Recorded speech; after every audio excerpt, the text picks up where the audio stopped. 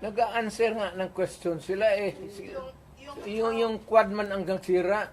yung how did she Yes, pina-explain nga niya muna yung ano niya.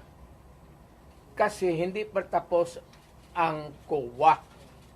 Kaya niya sinulatan na huwag mag-entertain, magkuha ng papel kasi yung documents are with COA. So that if COA would, 6 months yan eh, if COA would be asking additional documents, hindi sila magkandara pa, maghanap kasi nandyan na lahat. Ina-imbestiga na nga eh. Eventually, mag-testify yan siya.